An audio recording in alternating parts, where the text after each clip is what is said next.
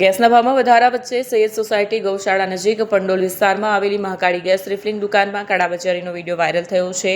Viral વિડીયોમાં જોવા મળે છે કે કર્મચારીઓ મોટા સિલિન્ડરને નાના સિલિન્ડર સાથે જોડીને ગેસ ટ્રાન્સફર કરી રહ્યા છે. આ ગેરકાયદેસર ટ્રાન્સફર બદલ ગ્રાહકો પાસે 1 કિલો ગેસના 280 રૂપિયા વસૂલવામાં આવી રહ્યા હોવાનો આરોપ છે. સામાન્ય રીતે સબસિડી વગરના ગેસ સિલિન્ડરના ભાવ ઘણા ઓછા હોય છે, પરંતુ આ દુકાન સંચાલકો બ્લેકમાં આ રીતે ગેસ વેચીને ગ્રાહકોને લૂંટી રહ્યા હોવાની લોકોમાં ભયંકર નારાજગી છે.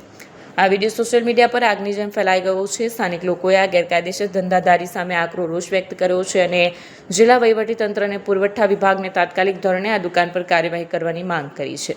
લોકોએ ચેતવણી આપી છે કે જો આ ઝડપી કાર્યવાહી નહીં કરવામાં આવે તો તેઓ રસ્તા પર ઉતરીને આંદોલન કરશે. बाटला नहीं मिल रहा है, वो खाली 2 किलो 1 किलो ऐसा डाल रहा है. बड़ा हो या छोटा बनवाओ 2 किलो बचता है बस. 270 रुपये किलो. 270 रुपये